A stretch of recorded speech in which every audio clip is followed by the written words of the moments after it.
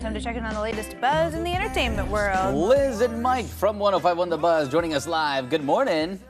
Morning. Good morning, guys. Good morning. Good morning. All right, so the future of Wonder Woman, kind of a question mark right now. Where do we stand? Yeah, it's up in the air. So Gal Gadot was doing an interview with ET and they asked her, like, would you ever play Wonder Woman again? Because initially she was signed on to do Wonder Woman 3. That whole project got scrapped. And she gave like the most elusive answer ever, where she said, you know, there's always conversations going on behind the scenes. And one day, you know, maybe you can come to know what's being talked about. And so what that leads me to believe is that it's still on the table, but maybe it's in a negotiation phase, or she's hoping that it somehow comes to be. But with the, you know, recent numbers from The Flash, who knows if they're going to keep investing so heavily in all their superheroes over there.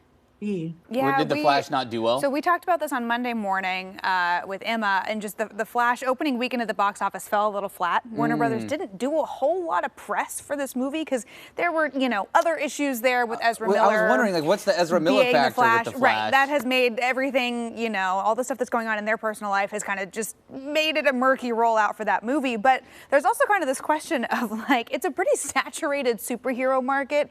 DC historically hasn't done as well as Marvel, and you have to wonder if Warner Brothers is making some tough choices here. Yeah. I don't know. You know, the only thing I would say is that maybe they're leaving a door open for another Justice League movie, or 3 or 4 or 5 or 6 of them, because then they could just put all their superheroes in one movie and get rid of them all at once. Get rid of them all. No, Mike, you're thinking of Infinity War. That's Avengers, Oh, yeah, right? no, yeah, that's true. See, I know some superhero stuff, not a lot.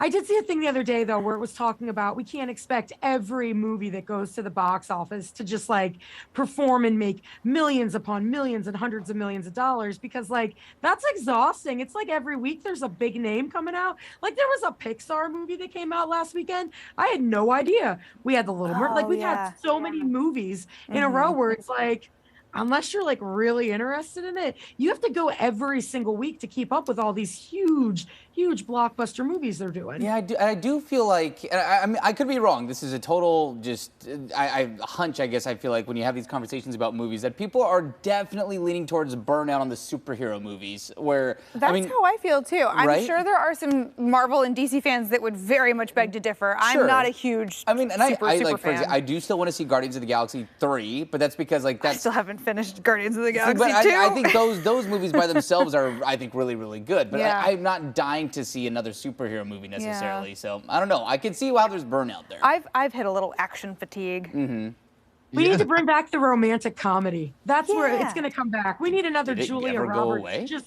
sweeping.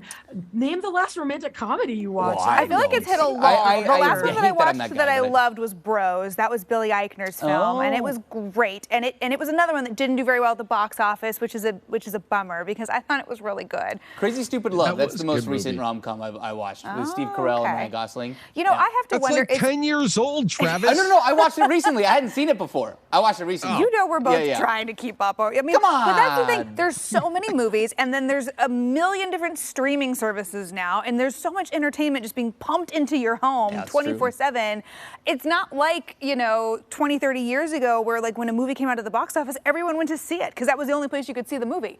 I just feel like the media landscape has changed, and I think that's probably playing a role too.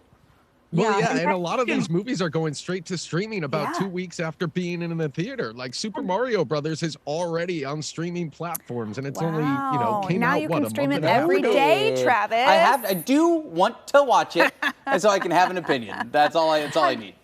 Think about how big your TV is at home now. Like back in the 90s, if you had a 32-inch TV, you were like, oh, I'm living the good life. And now you're like 65 inches at least. Like those things are ginormous. Yeah. Why would you need to go to the theater? Why would you go anywhere? You got a comfy couch and a fridge full of food at home. It's definitely not high def back in the 90s either. No, 32 inches with a wood frame around it. That's how they used to the little DVD rack built in. Kind of nice. Right. Hey, you guys, Drew Barrymore is living my dream and taking the summer off from social media. My idol.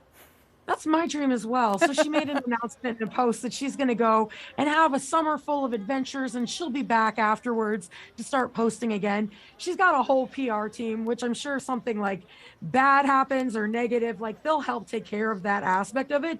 But that is the dream. I was literally talking to Mike earlier that if I could hand someone my phone, even for just a week, and not have to post on it, talk on it, feel obligated to take pictures on it, that would be the most relaxing week of my life. Yep. Honestly, I have a camera roll full of photos from the last couple of years that have never made it to Instagram. I go do cool things all the time. I have just given up on trying to keep up on social media with it all. It really is hard. And like you guys said, if I had a production team or people to do that for me, I'd be so far away from social media. The only platform, this could be controversial, the only platform I might continue to use is Twitter, just so I could get real-time updates on any news situations. But then again, you don't know if that's real or not. So. Twitter? That's the one you're going to save? Right. A few years ago, I would have agreed with you. Now, Twitter's a dumpster fire. It's the one. Now TikTok. It's the only one Travis is on, so he agrees with you. You can still make it your own. Like you can still like follow who you. Yeah, it's a whole whatever. We don't need to go down Well, that don't rabbit forget, hole. I'm a proud member of the Get Off My Lawn Club, and so is everybody else. You're not a member. Twitter, You're the president. Let's be real. All right, guys, we got to roll. We'll see you tomorrow. Bye, friends. Bye. Don't forget, you can listen to Liz and Mike every weekday morning on 105.1 The Buzz.